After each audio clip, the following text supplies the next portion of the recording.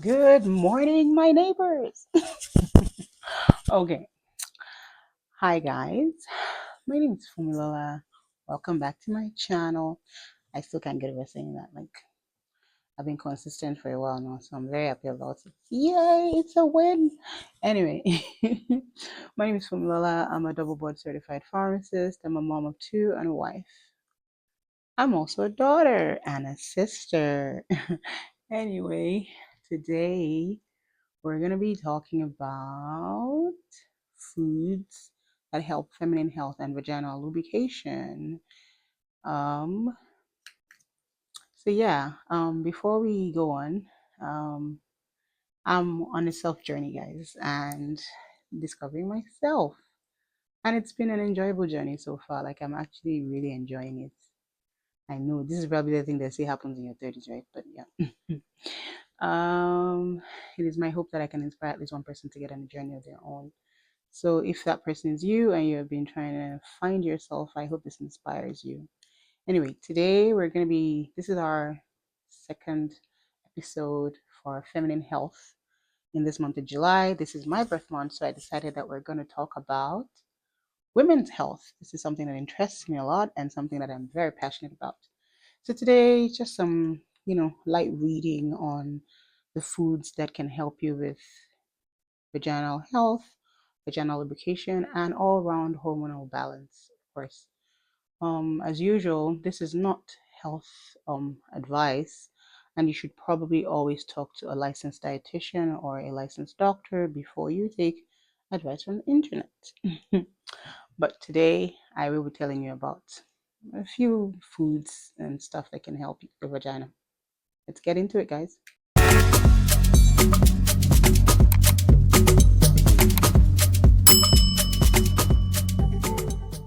So the first thing I'm going to talk about today is flaxseed. Flaxseed is a plant, of course, and it has something called plant-based estrogen. So like estrogen replacement, but through plants. So this is very useful in menopause and perimenopausal symptoms especially because again, around this time, vaginal dryness is one of the symptoms that is experienced. So this helps with vaginal lubrication and all. How do you get flaxseed into your meals?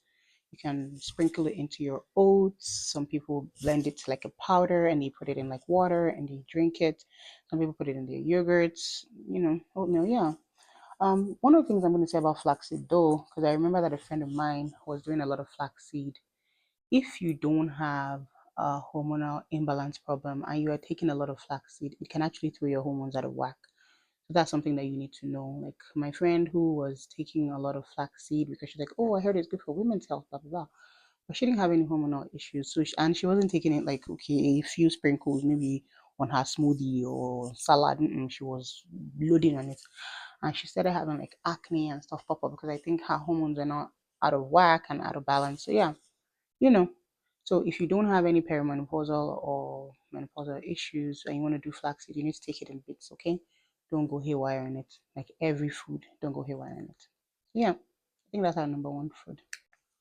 Our number two food would be berries. Berries are high in antioxidant. A lot of berries are high in vitamin C. This is very helpful. Excuse me. This is very helpful for vaginal health, for lubrication, for even gut health, And the vagina is like a nicely balanced place with good flora, natural, its own bugs basically that keep the place healthy and sanitized. So when you do antioxidants, they also help to keep it up, right? So and I mean berries, you can get berries in any house, strawberries, blueberries, sprinkle in your yogurt, eat it raw, mix with your yogurt, put in your oatmeal, eat it raw, blend in your smoothies. Like there's 1,001 ways to eat berries. So and a lot of berries have been found to help with like the urinary tract, reducing the effects of UTIs. Like cranberry, for example, this is very popular. In fact, I think they also sell cranberry capsules for prevention of recurring UTIs and all that. So yeah, berries are something that you definitely want to get in your food.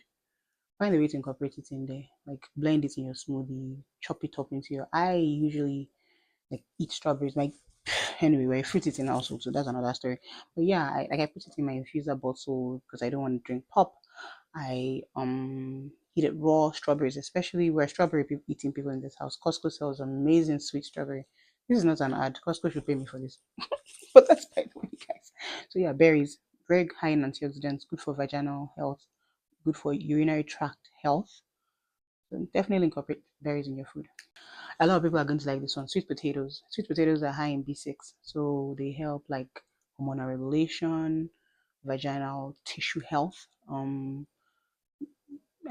So generally they're gonna help you if you have bad PMS symptoms and all that. Sweet potatoes are a food that have been researched to help with that. And how do we get sweet potatoes? And you can eat it boiled, fried, baked, as mashed. Like sweet potatoes are awesome, right? So yeah, definitely incorporate. And sweet potatoes are not as expensive as like berries or flaxseed that I've talked about so far. So sweet potatoes are good food for you and your vaginal health as a woman. So cruciferous vegetables like broccoli and cauliflower, they help with estrogen detox. So basically, they help your body break down the estrogen that you're not using now or that you don't need. They contain something called DIM, D, D, di, guys, DIM, sha, that's what they call it. Um, and I'm gonna pick in my book for that. Dindolimethane. Dindolimethane. It's supposed to help with the breakdown of estrogen, so that your body can process estrogen that it doesn't need. And so what that means is that you have a healthy balance of your hormones. Um, and how do you get cruciferous? I know that a lot of people have a quarrel with broccoli and cauliflower, but guys, they're not so bad. Broccoli is, it's nice. It looks like a small tree, like my daughter says, but it's nice tasting. Cauliflower, on the other hand, is bland, so it just goes into whatever you put it into, and then you get the flavor out. So yeah, you can eat it steamed, you can stir fry it, you can make it into like veggies and stuff. You can mix it with chicken. Yeah, that's how you get those in.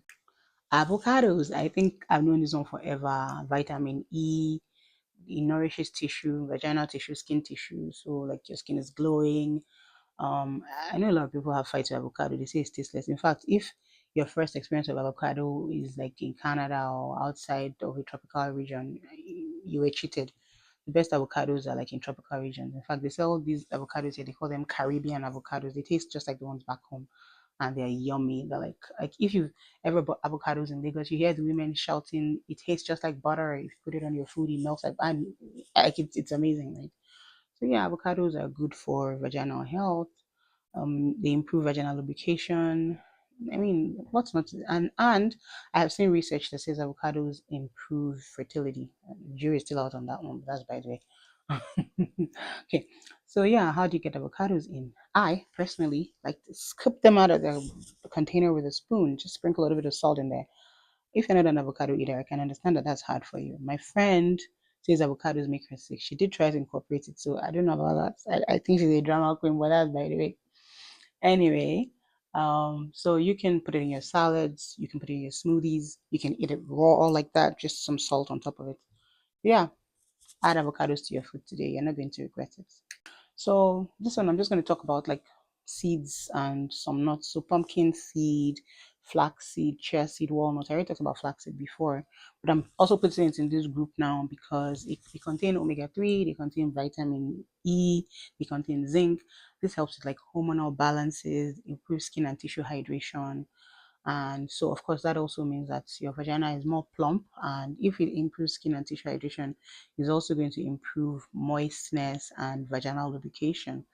So, yeah, you should definitely consider that. And of course, it also helps with that because most seeds contain tryptophan, and tryptophan will help to support like mood regulation, reducing cramps. It will help with serotonin production as well.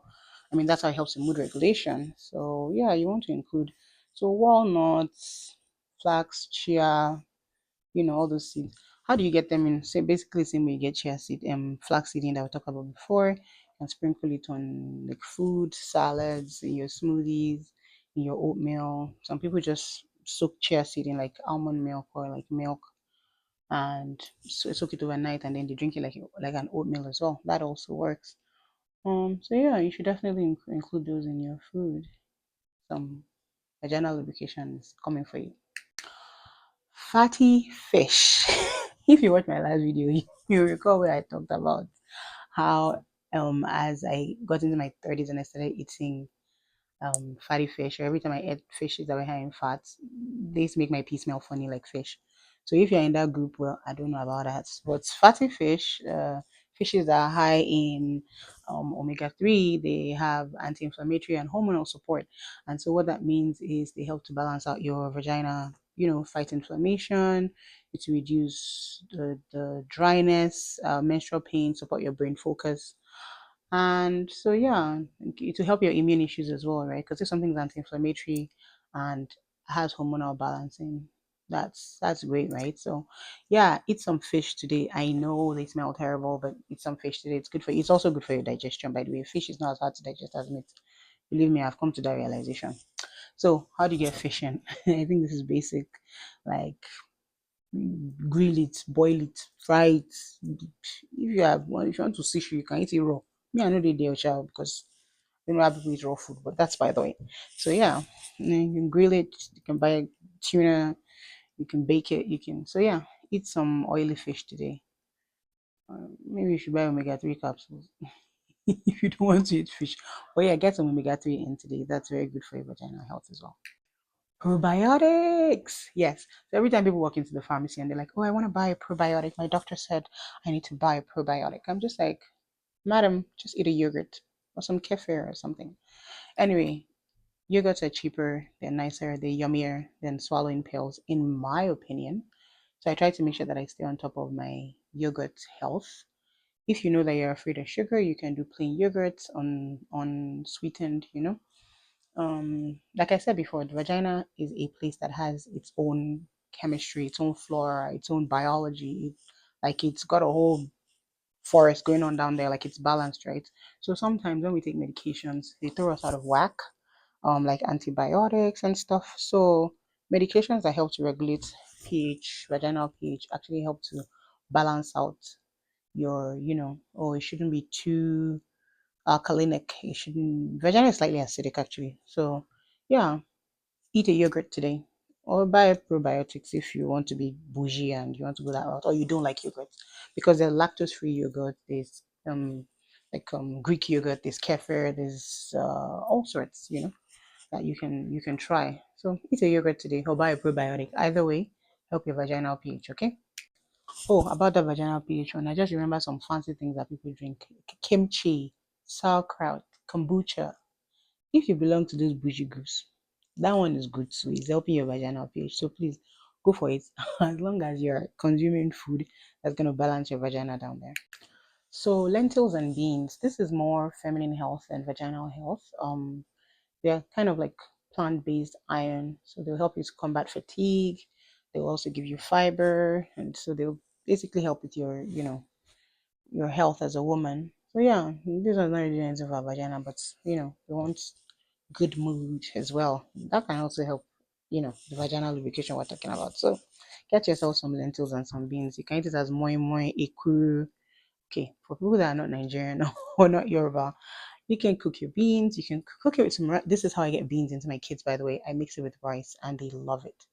I didn't think it was going to be a hit, but so I started with a small beans in the rice when I'm cooking, and then I increased the beans. Now we eat more beans than rice when I cook it. But yeah, get some beans in there, okay? It's going to be helpful to you as a woman.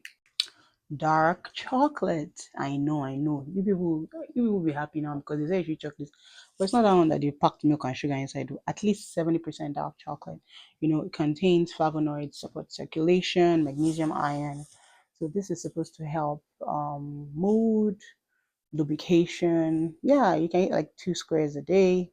Doctor's recommendation. You can eat like 2 squares a day. And of course, because chocolate also is purported to be aphrodisiac, it will also put you in a good mood.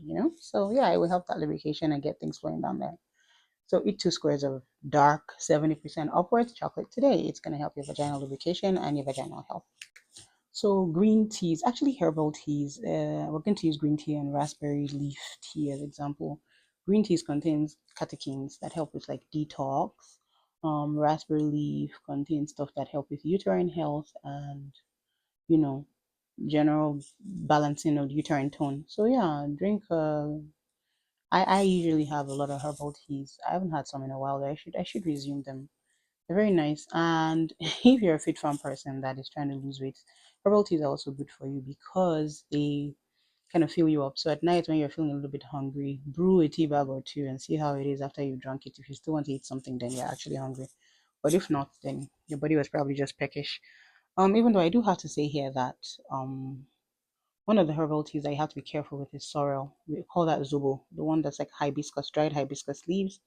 Um, while they are good for feminine health and all that, they have also been researched to cause abortions in first trimester. So, as yummy as Zobo is, if you're trying to get pregnant or you are newly pregnant, you want to stay away from it. Okay? So, yeah, that's that on herbal teas. Eggs, vitamin D, B12, choline. They help with your vaginal tissue, it has collagen in there and all that. So, yeah, eggs are good for you as well. I mean, how do we get eggs in? This one is pretty basic now. You can put it everywhere. I didn't mean that, guys. I didn't mean put it everywhere. Like you can have it boiled, you can slice it on your salads, you can fry it, you can put it in egg toast, you can I mean, it's a million and one ways to get your eggs done. So yeah, I get some eggs in today, and I know that people often associate eggs with like high cholesterol, but nobody's asking you to eat a crate of eggs a day. Like just get one or two eggs in every day, and it's usually really good for you in the morning. It fills you up anyway. So if you, I mean, see, we're building a meal plan. So two boiled eggs in the morning with some herbal tea, great vaginal health, you're full and you're fit farming, right? What's not to like? Tomatoes, rich in lycopene, helps skin elasticity, has antioxidants. What's not to love in tomato? Just find juicy, yummy tomato. You can eat it raw, you can cut it on your salads. Don't overcook it sharp because where we come from, we overcook food. So yeah, you can just like tomatoes are great for you, good for your skin, good for your vaginal health. And yeah, I ate a lot of tomatoes today. So get those slices in. Find some red. They're these like small. They call them grape tomatoes. Yes, they're very yummy. You can actually eat those ones raw. They're very nice.